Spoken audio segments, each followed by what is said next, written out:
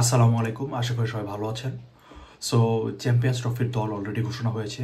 Champions ট্রফির দলে আসলে আমরা দুইটা চমক দেখতে পেয়েছি। দুইটা চমক বলতে সাকিব আল হাসান চ্যাম্পিয়ন্স ট্রফির দলে নেই এবং লিটন দাস চ্যাম্পিয়ন্স ট্রফির দলে নেই।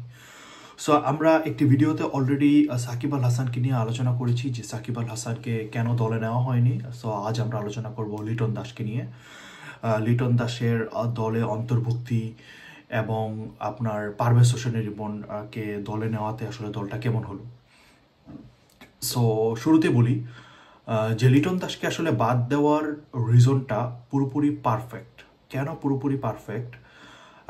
আপনি যদি সম্প্রতি লিটন দাসের পারফরমেন্স দেখেন এবং লিটন দাসের আউটের ধরনগুলো দেখেন, সবগুলাতেই আপনার সিমিলার সিচুয়েশনে বা সিমিলারভাবেই সে আউট হয়েছে।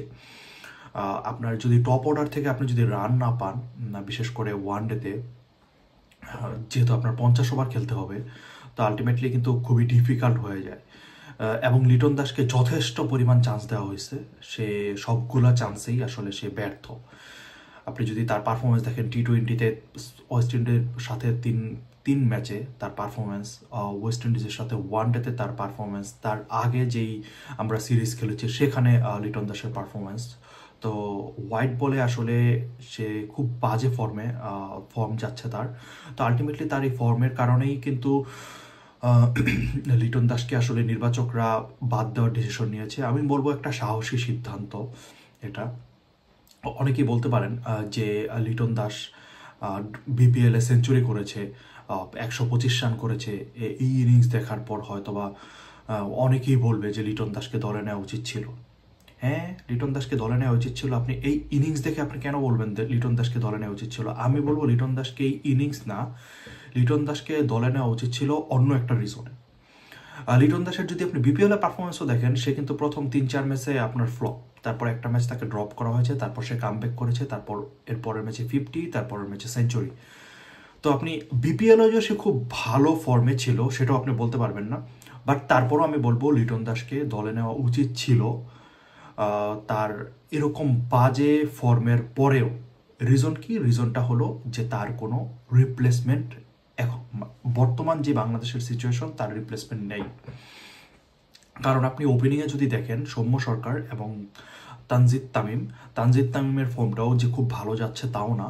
তো আলটিমেটলি সেও কিন্তু এক ম্যাচে পারফর্ম করতেছে, আরেক ম্যাচে পারফর্ম পারতেছে না, এবং সে ইনিংস লম্বা করতে পারতেছে না। এটা তার সবচেয়ে বড় প্রবলেম।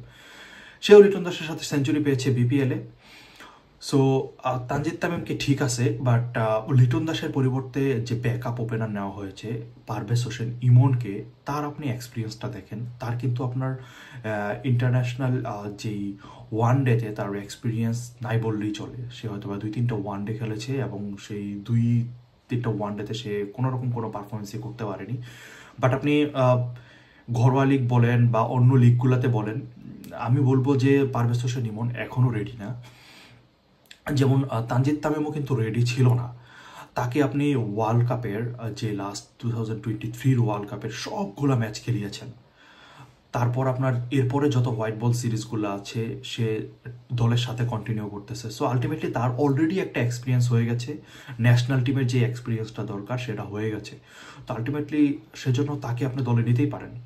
কিন্তু আপনার ব্যাকআপ ওপেনারটা কি? আপনার ব্যাকআপ ওপেনার পারভেজ হোসেন ইমন, যাকে আপনি দলে নিয়েছেন আসলে বেঞ্চে বসিয়ে রাখার জন্য। যদি কোনো রকম কোনো ইনজুরি না হয়, আমরা যেই 3টা ম্যাচ খেলবো চ্যাম্পিয়ন্স ট্রফিতে, 3টা ম্যাচে আসলে পারভেজ হোসেন ইমনের দলে থাকার মানে কোনো সম্ভাবনাই নেই, কোনো সম্ভাবনা নেই। আপনি একটা প্লেয়ার নিলেন যাকে শুধু আপনি কাউন্ট করবেন বেঞ্চ প্লেয়ার হিসেবে। তো এই বেঞ্চ প্লেয়ার হিসেবে যদি নিতেই হয়, তাহলে আপনি লিটন দাসকেই নিতেন। লিটন দাসকে যদি একটা ম্যাচেও সুযোগ দেওয়া যেত, বা যদি আমাদের ওপেনাররা পারফর্ম করতে না পারতো 2 ম্যাচে, তো সেক্ষেত্রে ব্যাকআপ ওপেনার হিসেবে লিটন দাস খেলতে পারতো, যার আসলে ইন্টারন্যাশনাল যেই আইসিসির ইভেন্টগুলো আছে সেগুলোতে খেলার অভিজ্ঞতা আছে এবং সে ইন্টারন্যাশনাল আইসিসির ইভেন্টগুলোতে সে পারফর্ম করেছে। আপনি যদি ওয়ার্ল্ড কাপে দেখেন, 2019-এর ওয়ার্ল্ড কাপেও সে পারফর্ম করেছে। তো আলটিমেটলি তার যেই এক্সপিরিয়েন্সটা সেটা কিন্তু আইসিসির ইভেন্টে বাংলাদেশের জন্য খুবই কাজে দিবে। তো আমার যদি পার্সোনাল ওপিনিয়ন বলি, আমি বলবো অবশ্যই পারভেজ হোসেন ইমনকে দলে না নিয়ে লিটন দাসকে দলে নেওয়া উচিত ছিল এই চ্যাম্পিয়ন্স ট্রফির স্কোয়াডে। পারভেজ হোসেন ইমনের জন্য অলসো শুভকামনা, কারণ পারভেজ হোসেন ইমনের আরও অনেক সময় পড়ে আছে সামনে, সে আরও এক্সপিরিয়েন্স গেইন করবে এবং সে ভালো খেলবে, ভালো খেলে দলের সাথে যুক্ত হবে। বাট এই মুহূর্তে পারভেজ হোসেন ইমন রেডি না। এই মুহূর্তে অবশ্যই দলে লিটন দাসকে যুক্ত করা দরকার ছিল, যেহেতু একটা ব্যালেন্স টিমের জন্য। যদিও লিটন দাসের ফর্ম তার পক্ষে কথা বলেনি, তারপর আমি বলবো যে আইসিসির ইভেন্ট কনসিডার করে লিটন দাসকে নেওয়া উচিত ছিল।